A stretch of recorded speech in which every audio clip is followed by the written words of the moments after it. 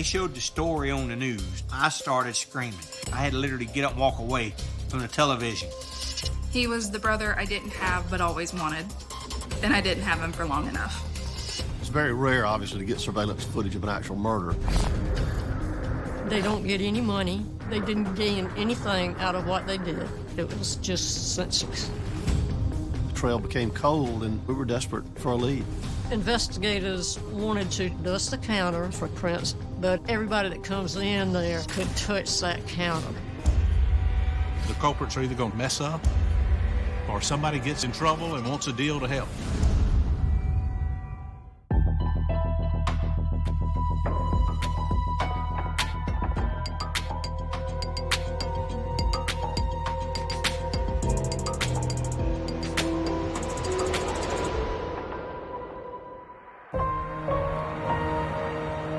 It's fall 2004 in Richland County, a sprawling region in the center of South Carolina.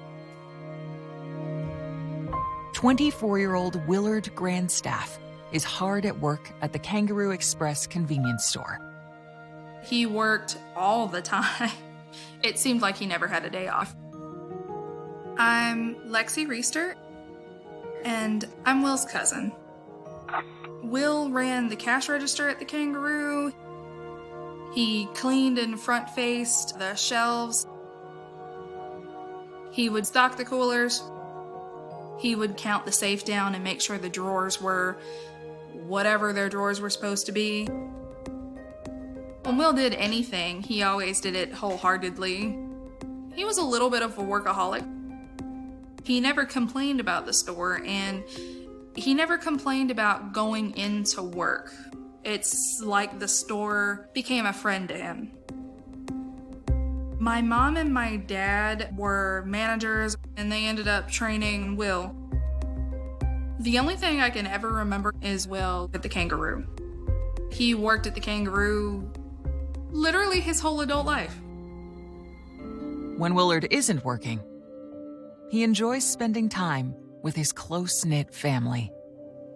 There's about a 16-year age difference.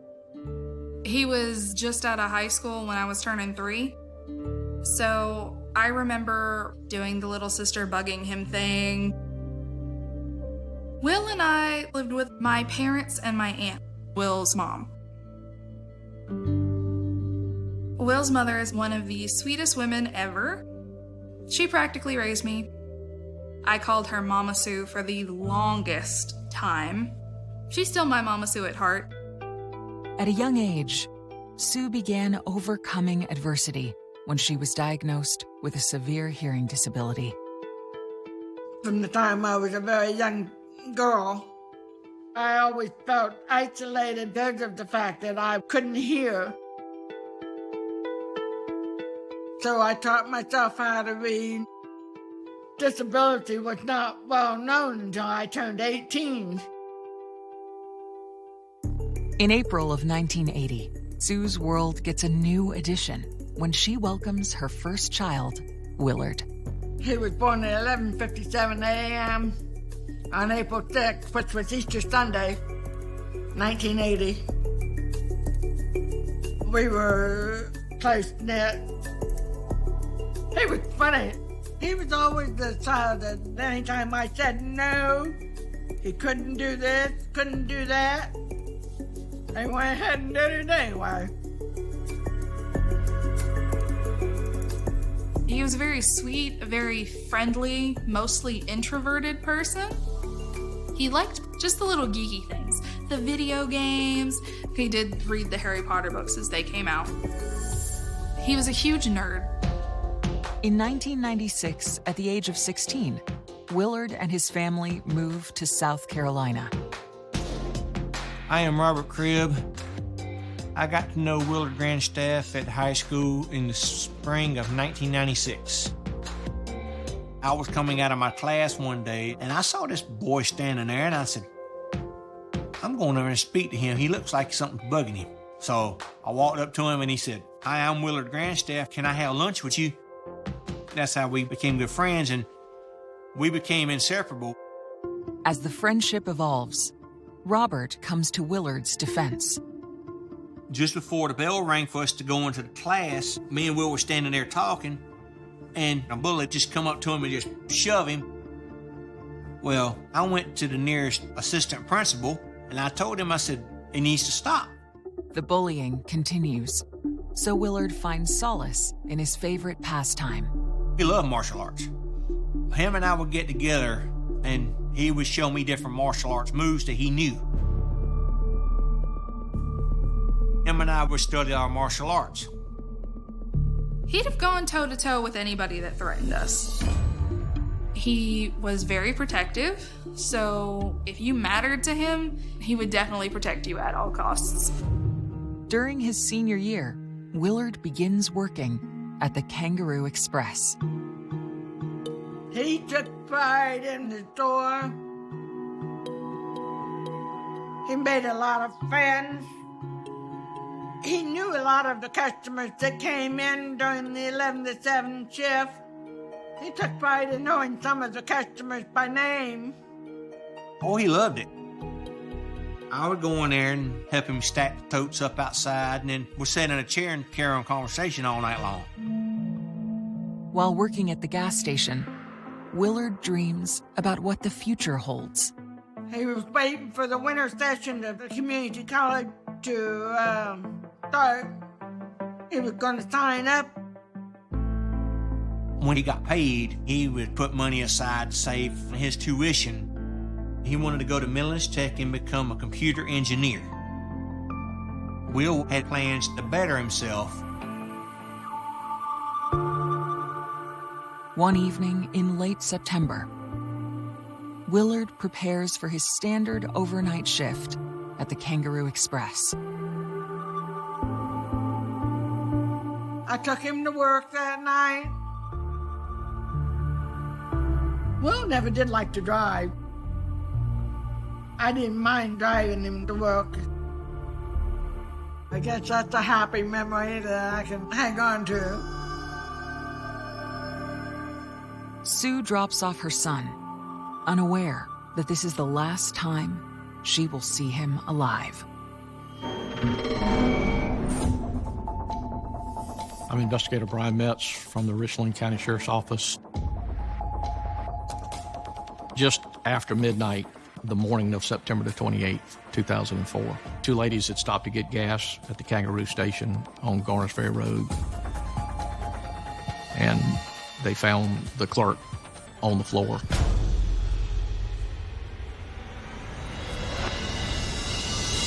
With blood around his head.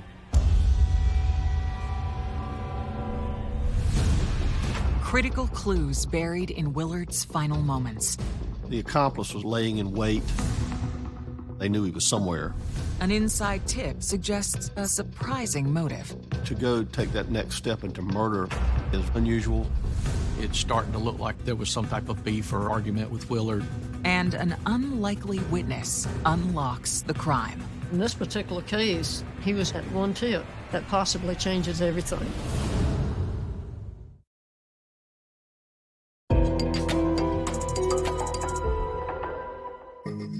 On September 27th, 2004, while 24-year-old Willard Grandstaff prepared for work, he spoke to his best friend in one of his final moments. I told him, I said, Will, you don't need to go to work. I got a funny feeling something's going to happen. I don't like Will to be out working after dark because I don't trust people out there. He said, Robert, I have to go to work. There's nobody that can work my shift for me. But Willard didn't have a lazy bone in his body. Well, I couldn't talk him out of it, and he went to work. He said, I'll call you at 12:30 a.m. to let you know that I made it to work safe. Well, 12 midnight come, 12:30 came. I'm laying in the bed waiting for the call. My phone never rings.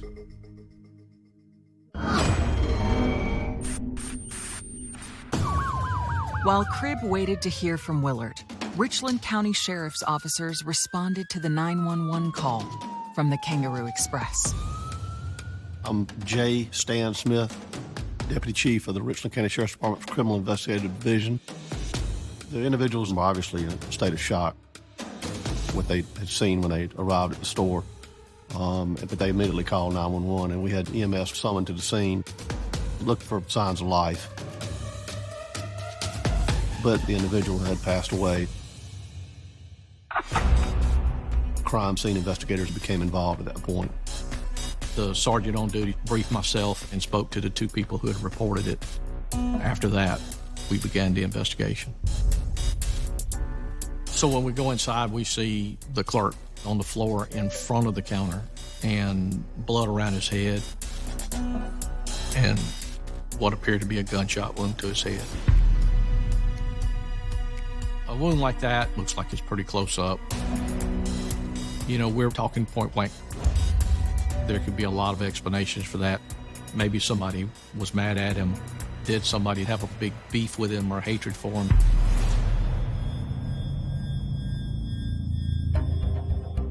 The victim had identification on him, and we were able to make contact with the management of the store relatively quickly. So we confirmed his identity through management. We were able to identify that the clerk was Willard Grandstaff. Willard's uncle was manager at the store, and he assisted us while we were there. It's never good to have a person as young as Willard die. It's never easy on a family when something like this happens.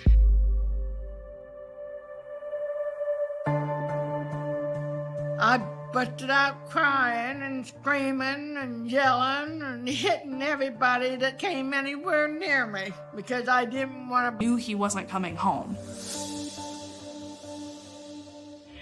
To piece together what happened to Willard, investigators and crime scene technicians process the scene. Some of the display racks in front of the counter had been knocked over. It appeared it had been some type of struggle. The crime scene unit informed us that they had found a .380 caliber shell casing.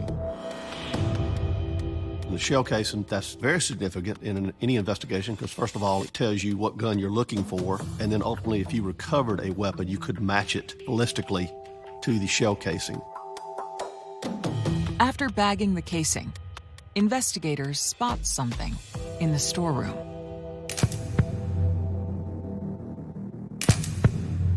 It's very rare to get surveillance footage of an actual murder. A convenience store would be a good opportunity where you do have surveillance video to show thefts and things of that nature.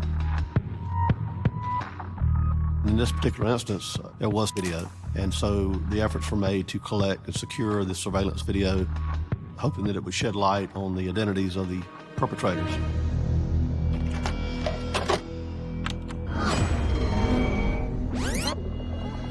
We could see that Willard was doing cleanup in the store and then had gone to the back of the store to stock the coolers. He was busy doing his job. Shortly before midnight, two males come in, larger male and a smaller male. Both of them are dressed in darker clothes. Their faces are covered. Both of them are carrying handguns. The larger male is an African-American male. The other one was hard to tell, not enough skin showing. He could have been a light-skinned African-American. He could have been white. The two suspects separated in the store. The accomplice was over behind a rack. They obviously did not see Willard when they first came in. They knew he was somewhere, and they figured he would emerge. So the lighter-skinned male goes behind the counter to the cash register, and then there was like a back office. He looked like he was looking probably for the clerk. The heavier-set male stands in front of the counter, I guess more like a lookout. Police continue watching as the masked gunmen move through the store before Willard suddenly emerges.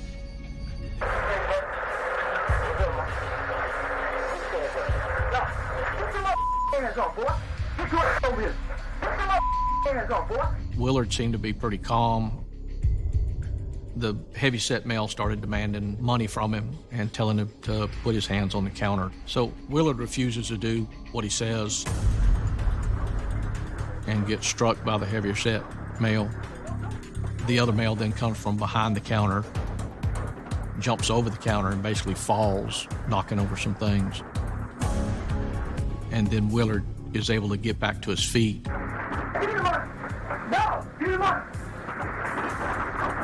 They are sort of incredulous as to his refusal. No! No! You heard me, no! And that's when the shooter takes a look out the front door.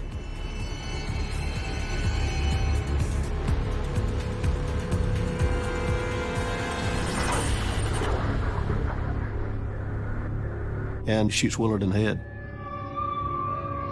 The two immediately turned to the door and walked out. They didn't run out, they walked out.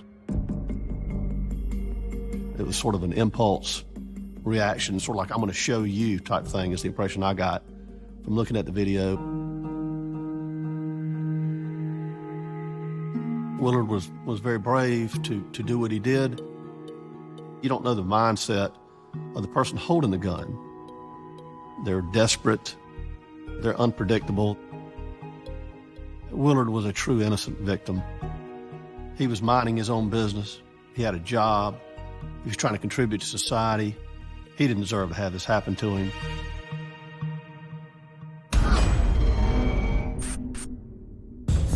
While rewatching Willard's final moments, Metz catches a glimpse of something of interest through the store window. Shortly after they leave, you can see an older model pickup ride through the front parking lot right past the front door. We thought that might not be coincidence.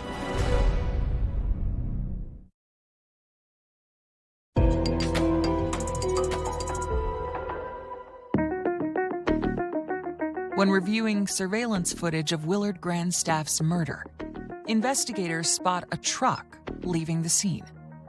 Could this vehicle be the key to identifying the killers? It was believed it could be the suspect vehicle because of the short time between it circling through and the two suspects entering the store. So in the absence of other information, we had to believe that that truck was in play. It's almost too good to be true that it's a coincidence that they just happened to ride through at that point.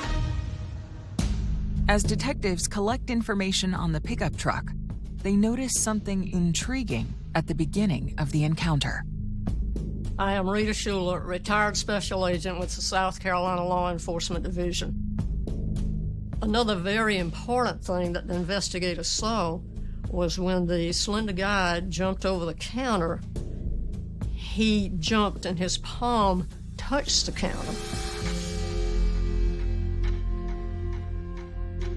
And they figured, oh, we may be able to dust the counter and get a palm print that we could possibly lead back to him.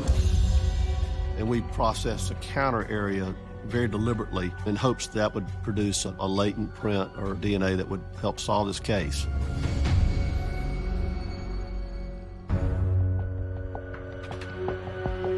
While awaiting results from forensics, something about this crime isn't sitting right with investigator Metz. The one thing that got me was just the callousness of the way he was shot. It was totally uncalled for. There was no reason behind this. After they shoot Willard, they leave the store. They don't get any money. They didn't gain anything out of what they did. It was just senseless. The close-range nature of the shooting leads Metz to reconsider an earlier theory from the crime scene. When you're looking at a case like this, you have to look at if there was anybody that had some type of beef or argument with Willard. An individual may come in and try to steal a 12-pack of beer, but to go take that next step and to murder the clerk is unusual.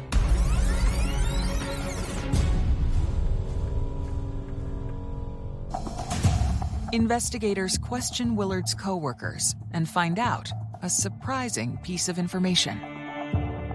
When we looked at possible suspects, we learned from management that Willard had thwarted a previous attempt to steal money out of the register.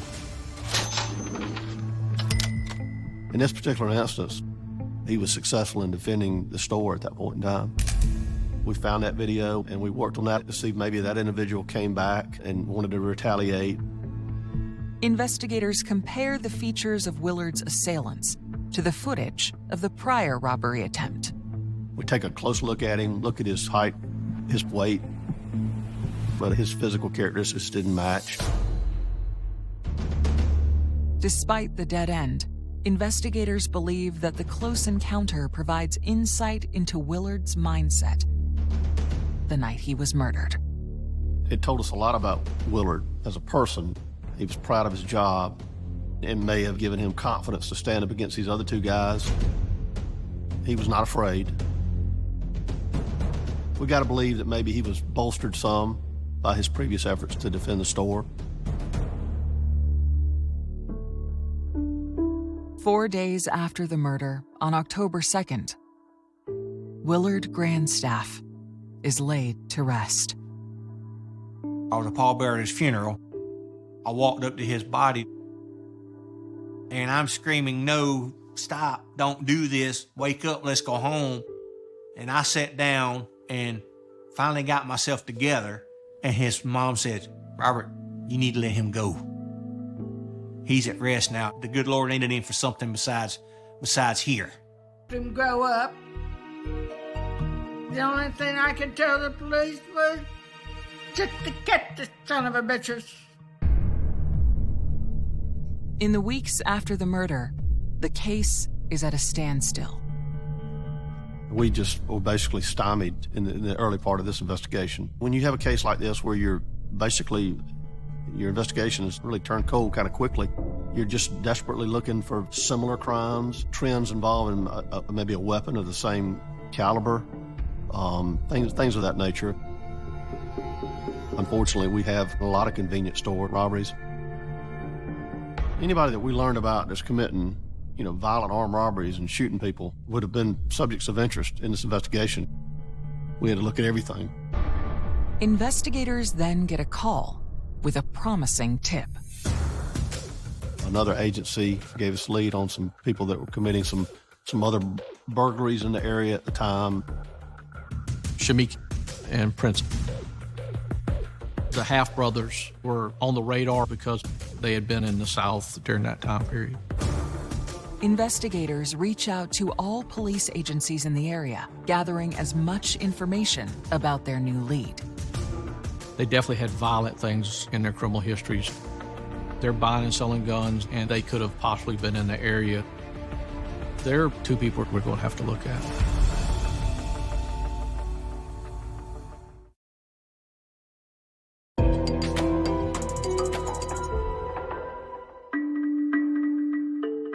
While investigators in the Willard Grandstaff murder wait for detailed reports on their new suspects, they re-examine forensic evidence collected at the scene to see if there is a link. The forensic unit is pretty much looking for everything, and of course, the main things is fingerprints. Well, when you examine the surveillance video, obviously you're interested in surfaces that may have been touched. DNA is so sophisticated now that skin cell tissue can leave what we call touch DNA. But it's very hard when it's a public store like this. Everybody that comes in there could touch that counter.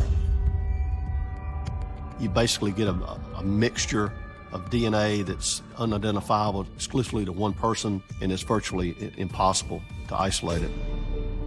I'm John Metters, and I was in charge of the prosecution in the murder of Willard Grandstaff. Unfortunately, there weren't forensics, there wasn't DNA. There weren't fingerprints. There may have been one partial palm print, but was not something that law enforcement could use. With no viable forensic evidence, detectives reach back out to the agency that provided the tip. At that point, we'd deal with investigators. We would have them take full body pictures, showing tattoos or anything, and then you start doing a comparison there to see if things match up. Investigators' search for the suspects takes a turn when they receive a new update. We find out at the same time as Willard was killed. The Half brothers were incarcerated in another state. Both of them were caught up north somewhere. At that point, they were eliminated because we knew they were committing crimes at other places at the time that this murder occurred. The trail became cold, and we were desperate for a lead. We were at a dead end. Months after Willard's murder, the investigation is at a standstill, and his family is still on edge. After Will was murdered, I know that my parents made extra sure to lock the doors and double check before they ever went to go do anything. I think they were worried. My mom worked at the store. I wanted my mom to come home. I didn't want her to get hurt. I worried a lot that someone else was gonna die. I try not to think about that store, ever. With little else to go on, investigators make a bold move. The sheriff's department decides to air this footage on the news, the local news channels in Columbia, in hopes that someone may identify the suspects or even identify this truck. When you release surveillance video or you make an appeal to the public, you'll take information from whatever source it comes. But not everyone is excited about the release of the surveillance video. I remember they brought the video over, but they wouldn't let me watch it because I was a child, and so to this day, I've still never seen the video. When they showed the story on the news, I started screaming. I had to literally get up and walk away from the television. I started crying, miss him. I wish he was still here. Days became weeks, weeks became months. During that time, law enforcement was working on it. They were getting leads, they were running down leads. They were still showing the video periodically, keeping it out in the public. But in cases like this, where you don't have a witness, what usually happens is that somebody out there, the culprits are either going to talk and mess up or... Priors involving narcotics violations, and this was going to be one that could create some serious problems for him based on his prior convictions. This individual reached out to the narcotics agent who was involved in his case, indicated to him he had significant knowledge about this murder. That was passed on to my lead detective and myself. Investigators agree to sit down with Ellis, who is currently incarcerated at the county jail. They begin by asking about his whereabouts around the time of the murder. Chris Ellis tells us that he's at home the next morning and that the shooter comes back to the house and gives him the gun and asks him to get rid of the gun for him. And describes to him what had gone on, which matched up with what had gone on at the Kangaroo with Willard. He had specific details about the actual crime itself. He knew the actual caliber of the weapon involved, which is very significant. There's one way to find out if Chris Ellis is telling the truth. After Chris's initial statement, we polygraphed Chris. A cold case may go back on the shelf, but there's always a possibility of pulling it back off when something new comes in. In this particular case, Chris was at one tip that possibly changes everything.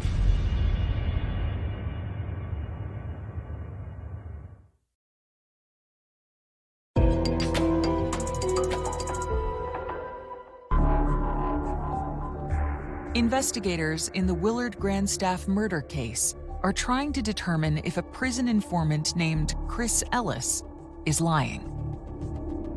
It's very commonplace for individuals who are incarcerated to try to gain some advantage by helping solve crime.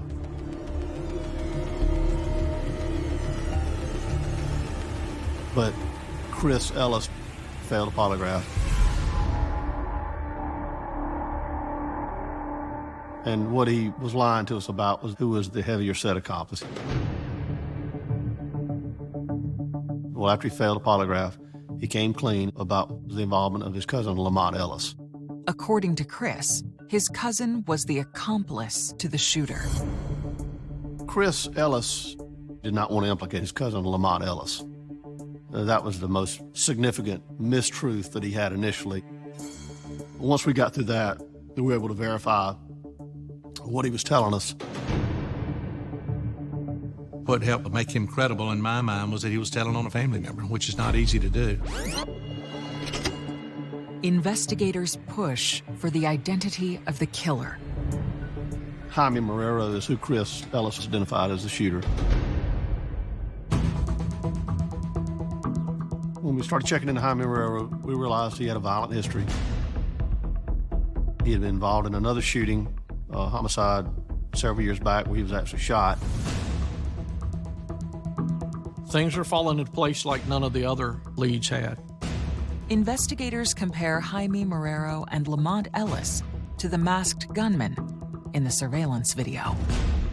The video was able to show their body height, structure, and type, and it did match. It was a key piece of evidence, without question. Jaime matches up to the smaller guy, and Lamont definitely matches up with the larger male.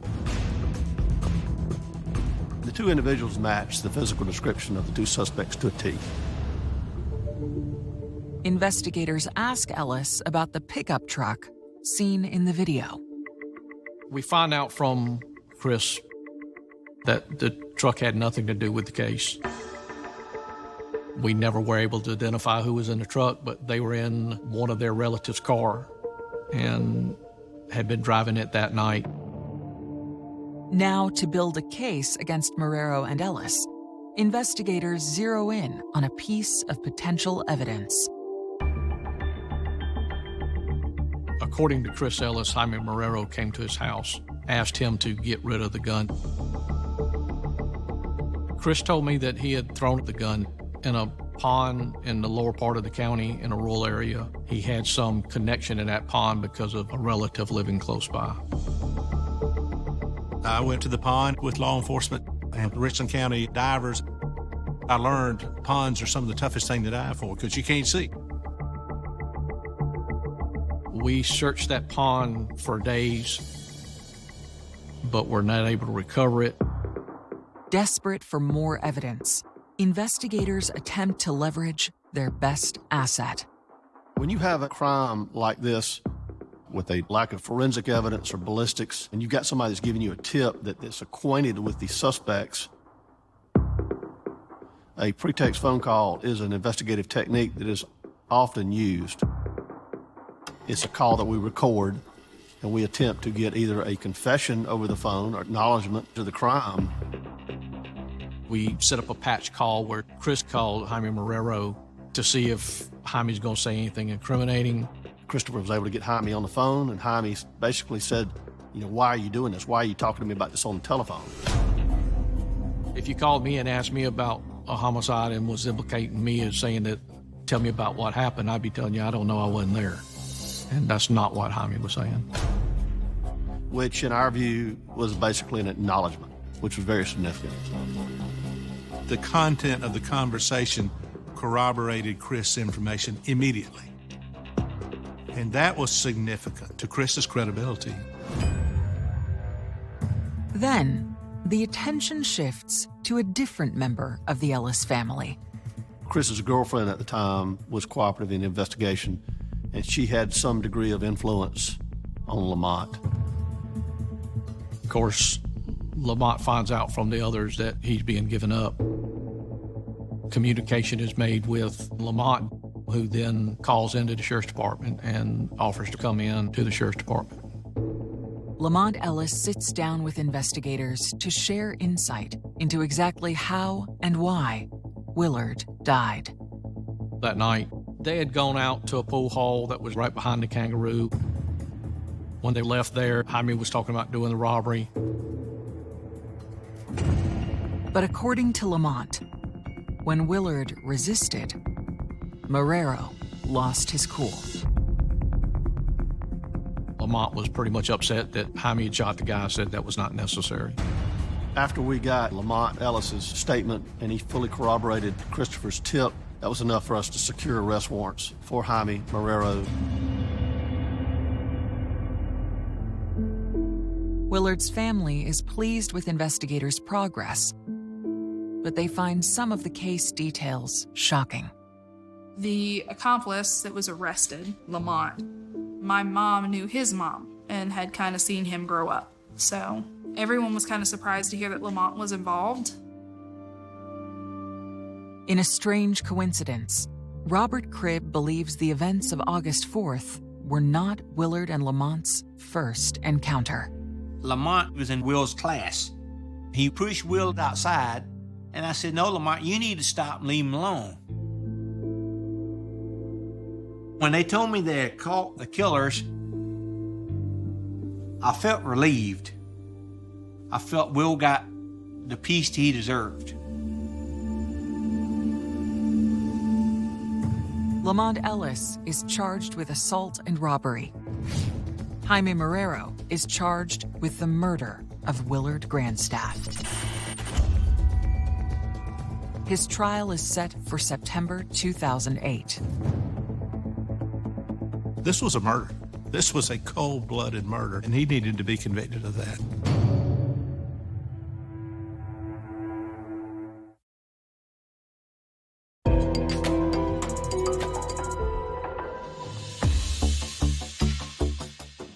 On September 22, 2008, the trial for the murder of Willard Grandstaff begins. But there's a problem. I've been doing this a long time, and I love what I do. I love doing this job. But this case was not an easy case. There just was not any evidence, no forensics, no DNA. It was a tough case for law enforcement to crack, no question about it. Without something directly linking him to the murder, prosecutors fear Marrero will walk.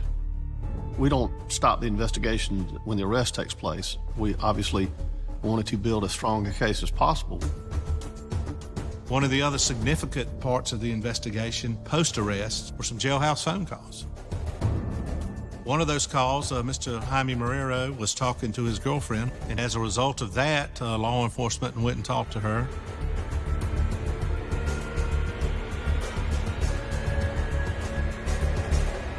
She said that he had confessed to her. Law enforcement obviously was excited at that news. Just days into the trial, the prosecution's new star witness takes the stand. You know, some folks are just credible. They just reek with credibility. And her testimony was powerful. And I can visually remember looking at Marrero, and he was actually slipping down in his seat as she was testifying. And he felt it. And I know the jury felt it. And it was just strong, credible evidence. I'm so glad she came forward. It was a good circumstantial evidence case. With her testimony, it really took it up a notch, too. After her testimony, Jaime's lawyer asked the judge for a break. Jaime wanted to speak to family members. And after a period of time, he made what appeared to be a very emotional decision to plead guilty to murder and attempted armed robbery. I told the judge at the trial, these guys have deprived me of a future as well as my son. I said, the only thing I want you to do is deprive them of their future. Lamont Ellis is sentenced to 5 years for conspiracy and 10 years for assault. Jaime Marrero is sentenced to 38 years in prison for the murder of Willard Grandstaff. A plea to murder is a little bit unusual because murder carries a minimum of 30 in South Carolina to life. It's what we call pine box life. So securing a murder conviction, a non-parolable offense, and then getting 38 years. Willard's family remember the young man who in his final moments gave his life to protect the place that he loved. He showed love to everybody that came in contact with him. I've always been proud of my son. Everything he's done, everything that he wanted to accomplish, but didn't have a chance to. Yeah, I've always been proud of him for wanting to be something. But one regret that I have is that he's no longer around for me to continue being the proud mother.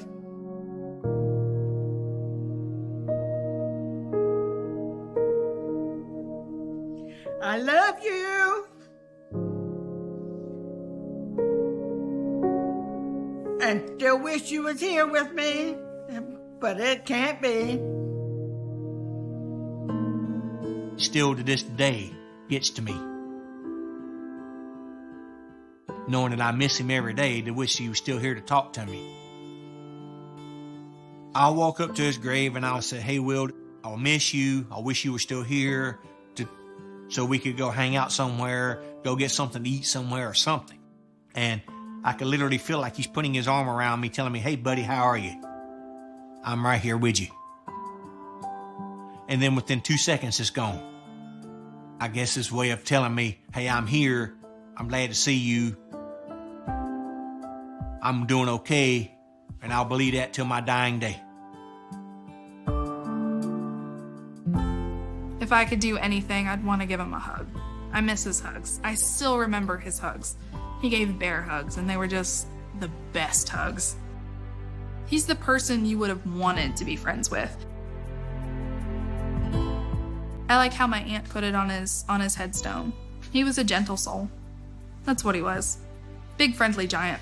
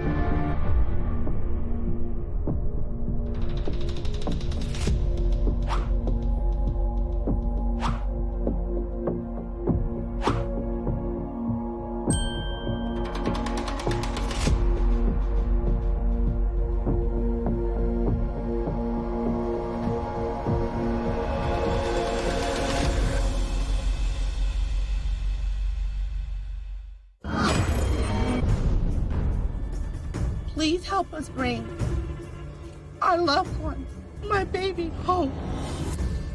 There was no question about how or what or why. It was just, she's gone. She didn't walk away. She's not missing. Somebody has it. There are some text messages between Alicia and a young man that raised some red flags with us. She had made arrangements to meet with him that night. Like, my head is numb. I'm automatically thinking that he's the culprit. She said, can you please just come get me? I need you to come get me right now.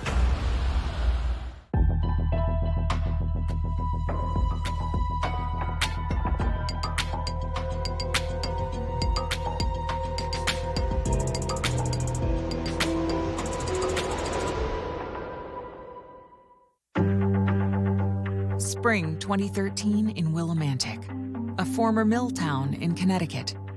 20-year-old Alicia Wiley is preparing for her sophomore year finals at Eastern Connecticut State University, where she is thriving. Alicia adapting to college life was great. My name is Shaharis Landau. I am Alicia's older sister. She loved being on her own. She didn't have anybody to answer to. I mean, she enjoyed her freedom. She had a perfect balance of her academics and her campus life. My name is Sade Burke, and I'm a close friend of Alicia Wiley.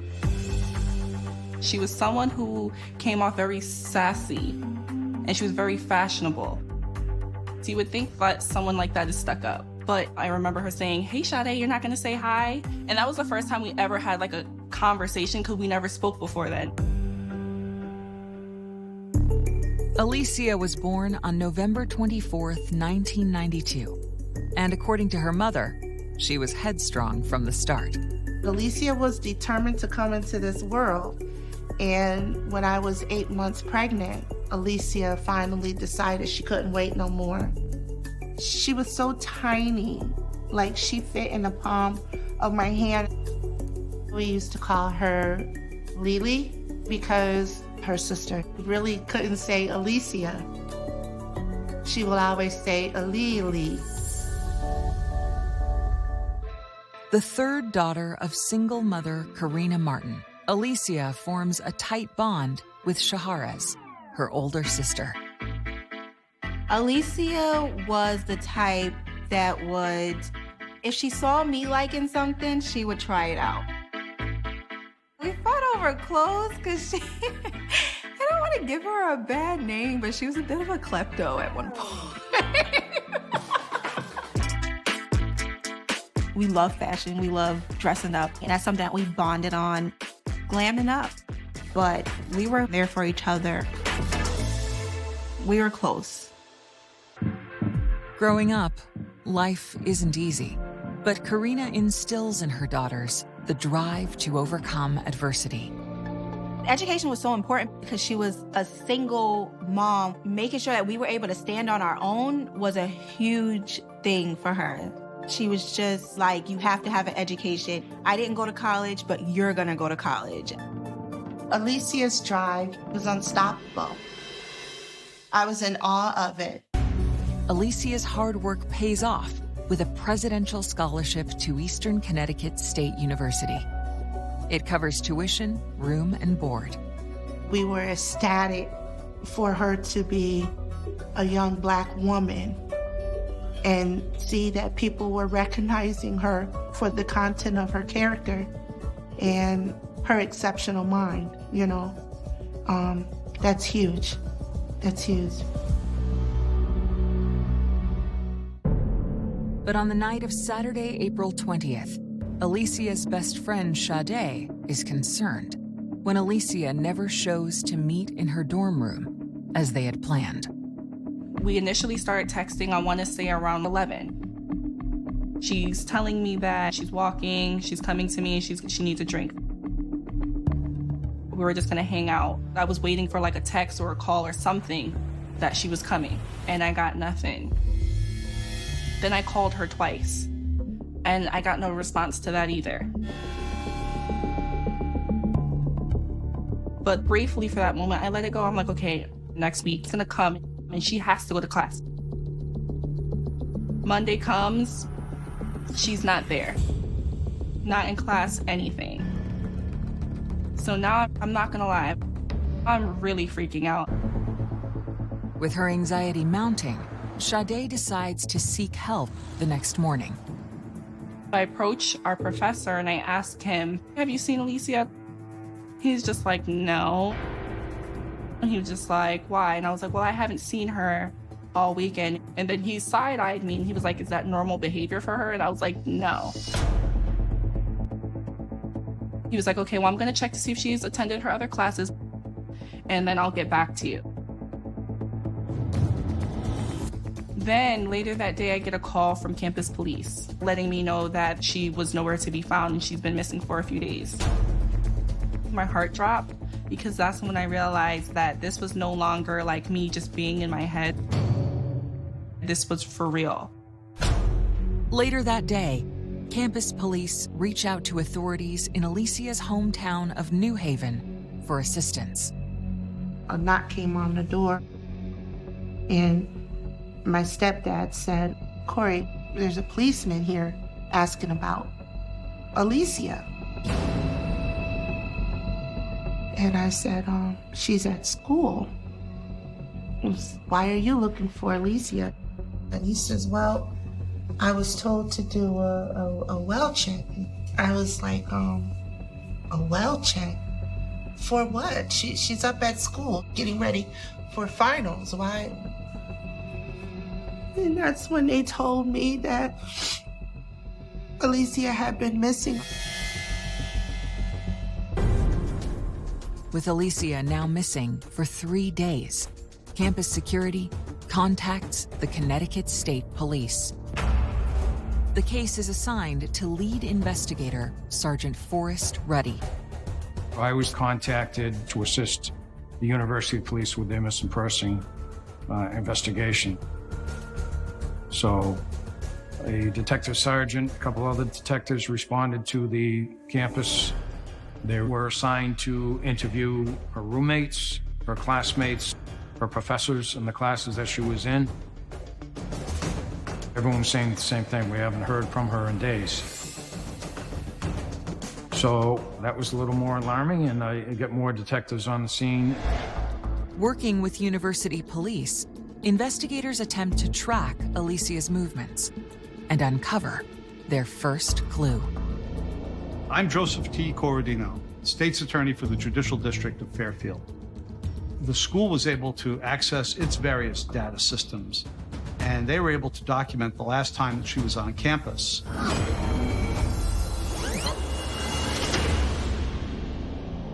The footage in question shows Alicia on the morning of Saturday, April 20th.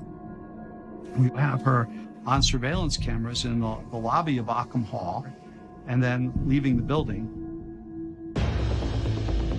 We were able to recover Alicia walking out of Ockham Hall.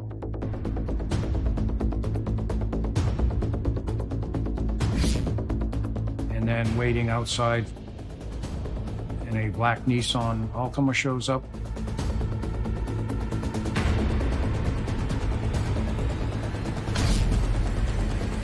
And Alicia gets in there. That raised some red flags with us. Shocking secrets from the past. I didn't want her to think, who else can I trust? So I kept it. What she told me, I kept. Heartbreaking regrets. I was just crying. That destroyed me because it made it feel like she was never coming back. And the quest to decipher Alicia's final moments. She said, I want you to know this isn't the first time this happened. And I was like, what do you mean? The story changed, so we want to gain as much information as we can.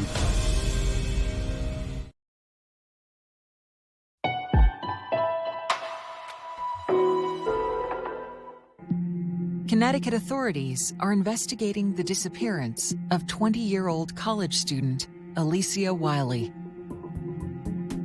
When investigators inform Alicia Wiley's mother that her daughter has been missing from campus for 3 days, she's distraught. It took me about 45 minutes to convince the officer that Alicia, she's not missing. She didn't walk away from her life. She's not missing. She's not missing. Somebody has her.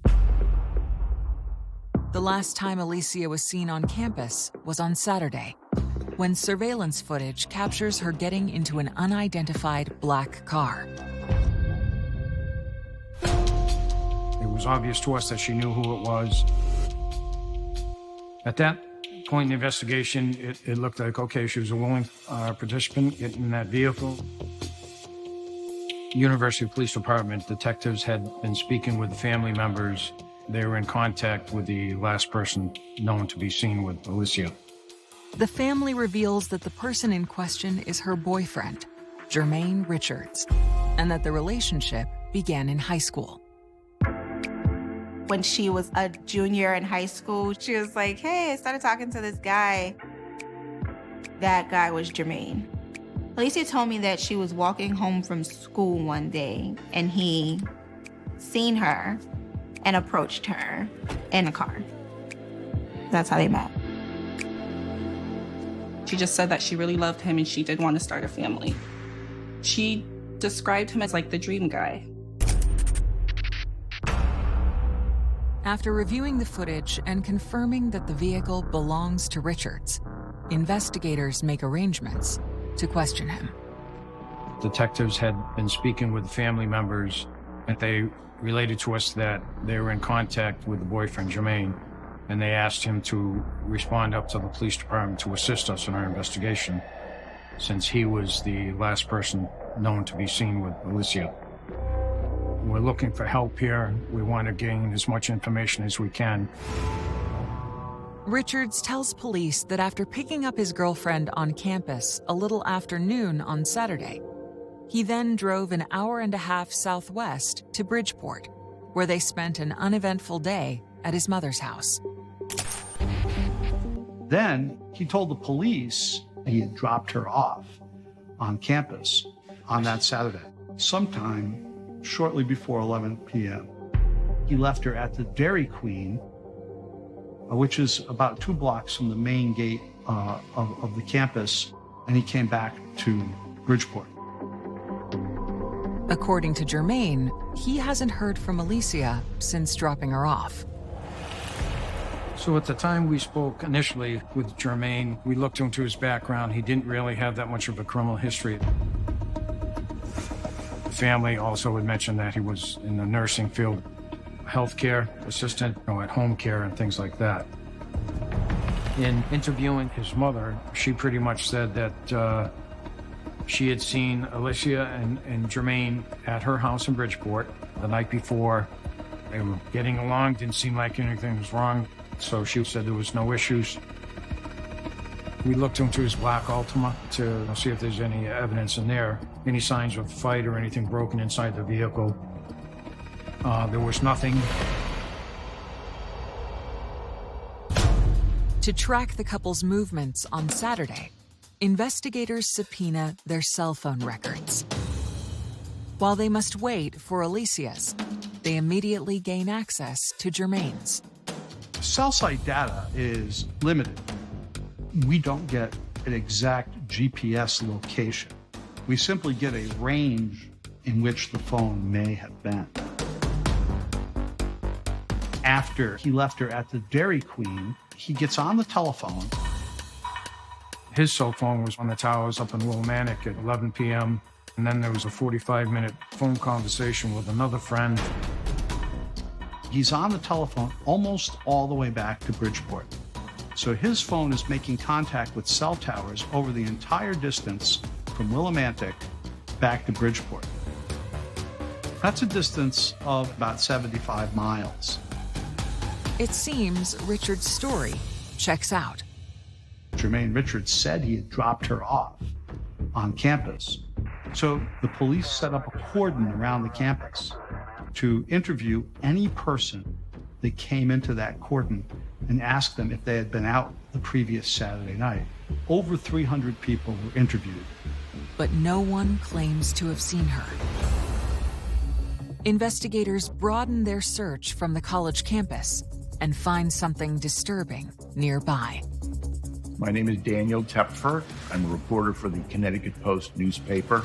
Just kind of an odd population in Willimantic. Just down the street from the school, there was kind of a rooming house, drug addicts and people with psychological problems. So there was always that question about maybe somebody in that town could have done something to Alicia. If, in fact, he did drop her off there, some random sex offender could have grabbed onto her, thrown her in a car, and then taken off.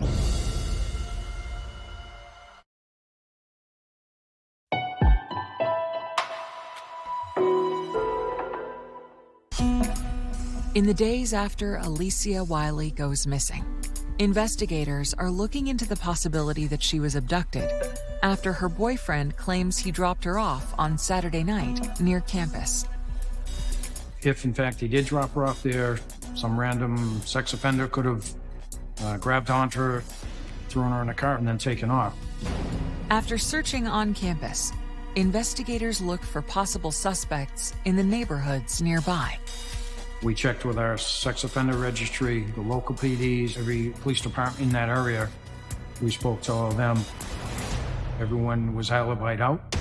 Then, investigators get their hands on Alicia's cell records and begin studying the data. Working with the cell phone towers in triangulation where the phones would plot, and kind of gave us almost like a breadcrumb of where her activities were. In addition to those locations, we also had text messages back and forth with Alicia and her friends and her family. There was text messages from Alicia's phone, and it's bouncing off the towers that are right around the university. Based on the timestamp of her texts, investigators discovered that Alicia was communicating with Sade while she waited for Jermaine to pick her up. So for the first time, state police seek out Alicia's best friend. A week after alerting campus police that Alicia was missing, Sade is anxious and confused and in a state of denial. A lot of it was happening when I was still trying to attend classes, or when I was locked up in my room, trying to process it all. But I didn't realize it was serious until I got pulled out of class to speak to a detective. And I was just well, you're pulling me out of class. This is serious. So I'm just my head is just nowhere at that point. My head is numb. I don't know what to think anymore. Detectives ask Sade about the text messages she and Alicia exchanged on the day she went missing, which started that Saturday around noon. It was normal for me and Alicia to text all day, every day, because we always had things to talk about. So I was letting her know how everything was going, and we were just kind of cracking jokes. Alicia then reveals something unexpected. Then randomly, she said that she's over the relationship and she wants to be done with Jermaine.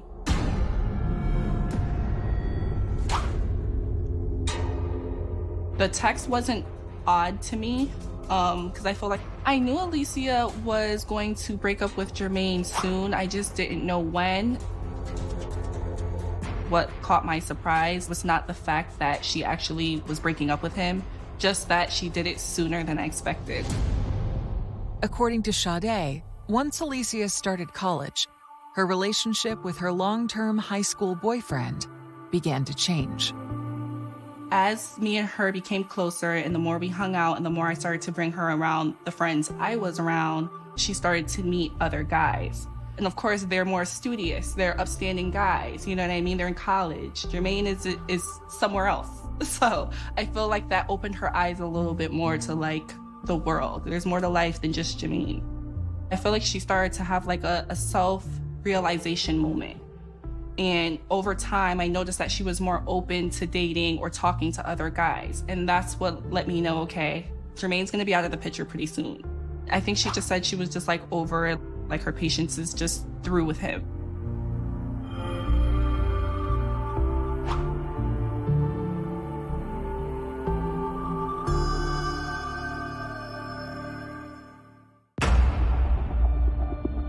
Sade tells police that she didn't hear from her friend again until later on that night, around 11 p.m.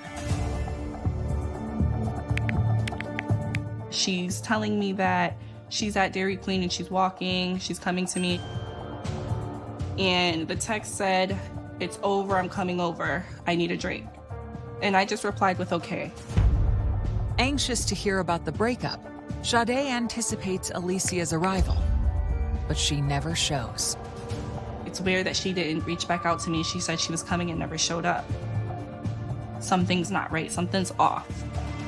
The 11:03 p.m. text to Sade is the last communication from Alicia's phone. Alicia's phone is bouncing off the towers that are right around the university and the town of Willimantic.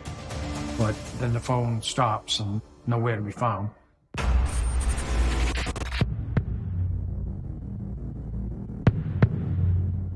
However, her phone offers another clue, a series of texts to an unknown number that begin that Saturday at 4:43 p.m. There was a former boyfriend that she was speaking with. She had made arrangements to meet with him that night.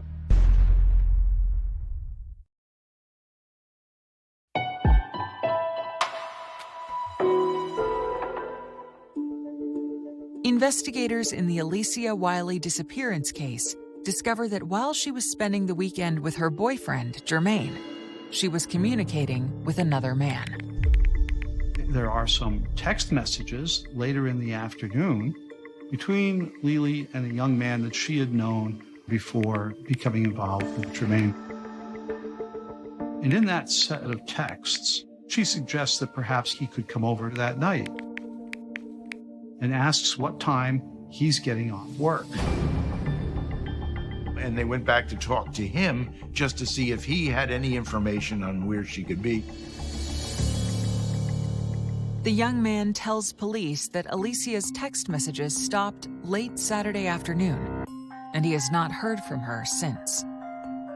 He showed some real concern for Alicia's whereabouts. I mean, he's really seemed that he really wanted to know, he wanted to help. He gave us a story, we followed through with it, and his story checked out. That young man worked at a restaurant in New Haven until 11 o'clock at night. According to Jermaine Richards, at 11 o'clock at night, he had just dropped Lily off back in Willimantic.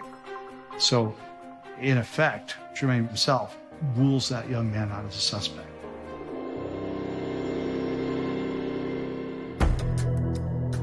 When investigators learned that Alicia had reached out to an ex, the same weekend she had planned to break up with Jermaine, detectives re-examined the relationship with her long-term boyfriend. Well, that was very concerning to us. We're looking for help here. We want to gain as much information as we can. But when detectives try to find out more details on their relationship, they're surprised by what they find. Her friends didn't really know much about him. Occasionally she would let slip some little thing, but he was her big secret. A lot of her friends really didn't understand why. It definitely was something that she kept under wraps. She was in another world when he came around. It was like nobody else existed. She was in love with him. To further probe the details of Alicia and Jermaine's relationship, detectives speak with Alicia's closest ally and confidant, her sister, Shaharez. And she reveals an alarming incident that occurred a month before Alicia disappeared. She called me and she said, "Can you please just come get me? Come get me right now. I need you to come get me right now." And she's like whispering. And she was like, "I'm in one of the bathrooms. I'm at one of his clients' house with Jermaine. And I don't want to be here." And I was like, "Oh my gosh, I'm getting up right now." At the time, the guy that I was with, I woke him up and I was like, "We have to go get my sister right now." Sometime after midnight, the couple drove 45 minutes to pick up Alicia. Lily came out of the house. She appeared to her sister and brother-in-law to be very nervous, very upset, and very fearful. They took her home that night. And I'm like, "What happened?" And she's like, "I just was trying to talk to him and he just got so mad and he put me on the bed and he was like smothering me. He was like choking me and like he started fighting me and I don't even know why." She said, "I want you to know this isn't the first time this happened." And I was like, "What do you mean?" And she was like, "This isn't the first time that he's like put his hands on me." And I said, "Well, you don't have to tell me everything. You don't have to if you don't want to, but I'm here for you." And she just got up and walked back into the living room. And we went to sleep. Despite the encounter, Alicia had difficulty breaking the alleged cycle of abuse. There was a night that she stayed with me during that week, and we woke up, and she was gone. She came back in the house, and we were like, "Where did you go?" And she said she went to go meet with Jermaine. At that point, I was so pissed because I'm like, this guy was suffocating you, like he's trying to harm you, and I don't want you to go down this road. She didn't want to hear that. I think a lot of people remain silent when it comes to intimate partner violence and domestic violence and teen dating violence because they love the person that they're with. There's this thought that this person will change and they will make changes, and it will never happen again. The violence will never happen again. And so they hang their hopes on that particular thought, that it did happen. I know it happened, but, he said he's going to change. I didn't want to lose her to me running my mouth. Like, I didn't want her to think, okay, now I told her, and now she's gonna go and tell everybody else, and then now I'm just gonna go back to the same situation, because who else can I trust? So I kept it. What she told me, I kept. Until one day, she was gone.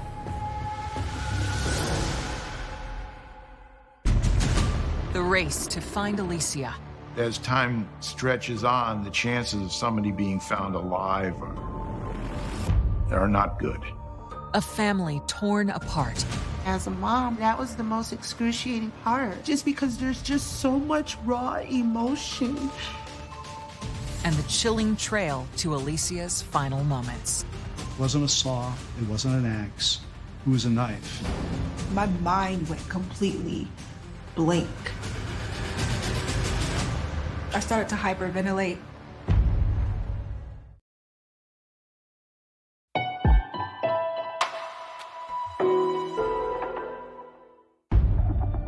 When Alicia's sister, Shaharez, tells investigators that Jermaine tried to strangle her sister a month before she disappeared, they are alarmed.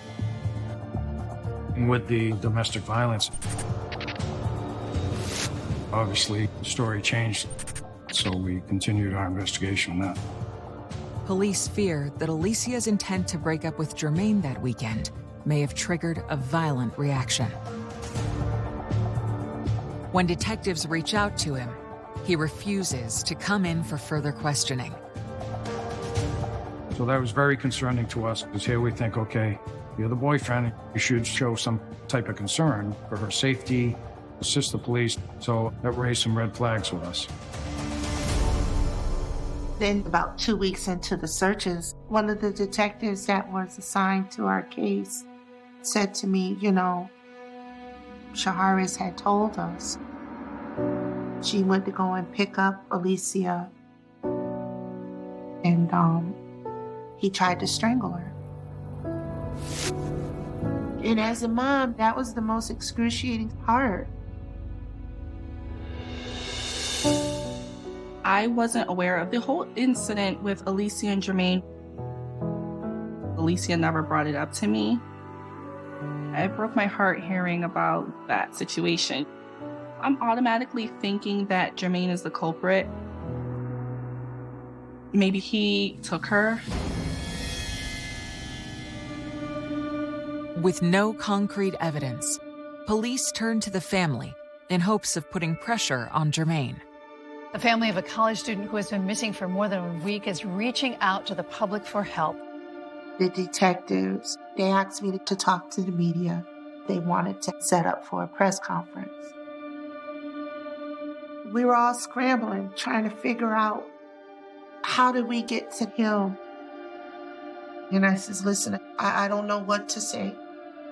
And they were like, just don't specifically talk about Jermaine, but you can talk as if you're talking to him. And that's what I did. We need for anybody who knows something, and I know there's someone out here who does, to come forward. Please help us bring our loved one, my baby, home. To try and beg someone.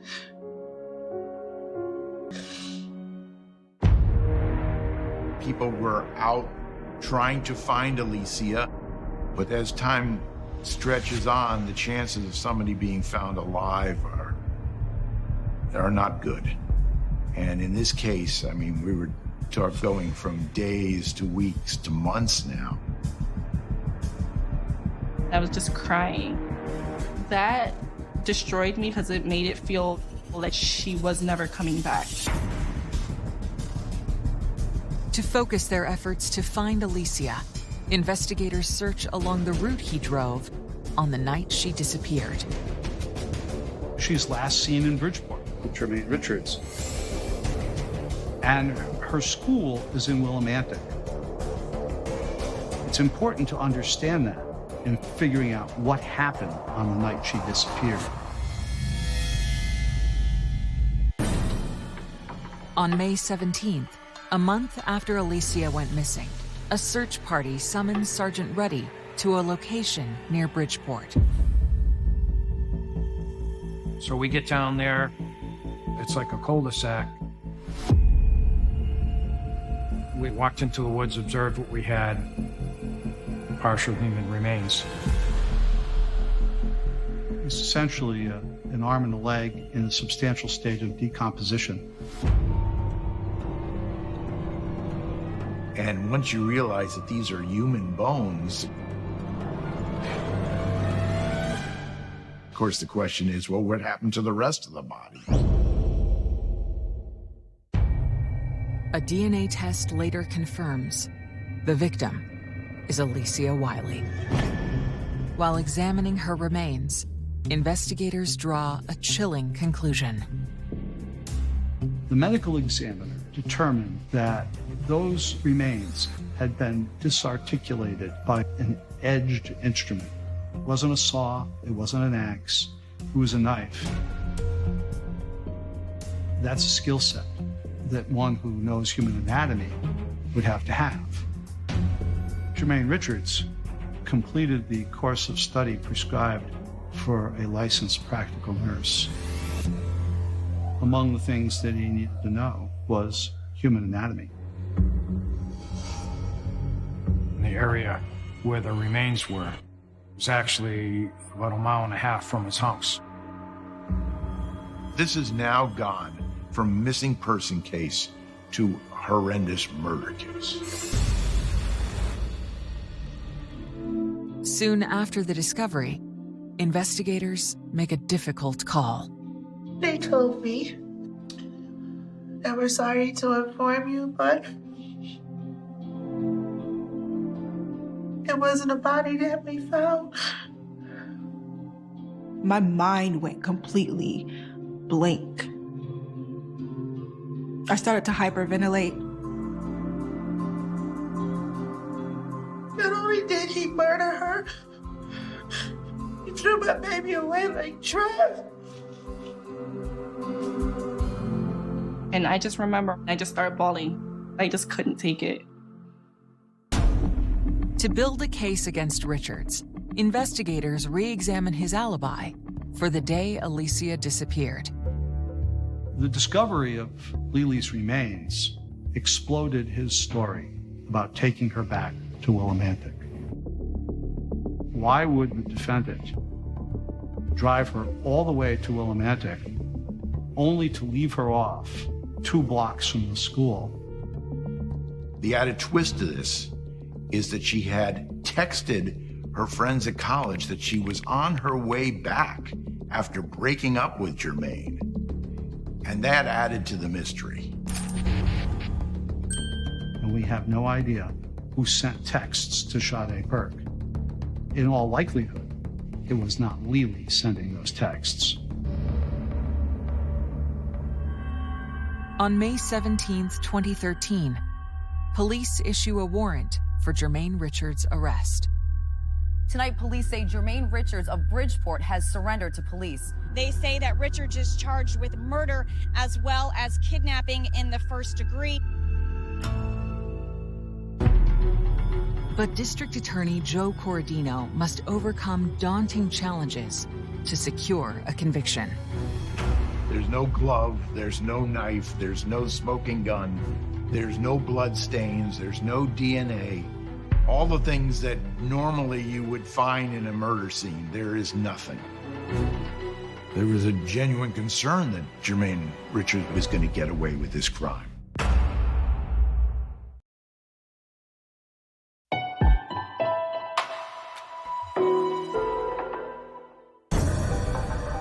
In the absence of physical evidence linking Jermaine Richards to the murder of Alicia Wiley, the prosecution zeroes in on a trial strategy.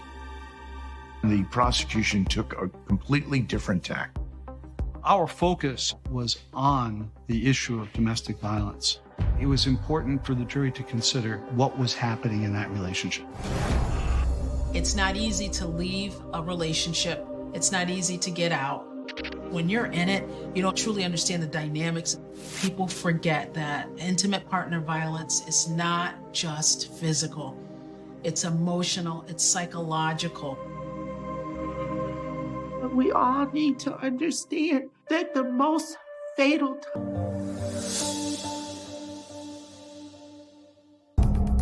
After presenting their domestic violence-driven case, the prosecution rests, and the jury announces they've reached a verdict.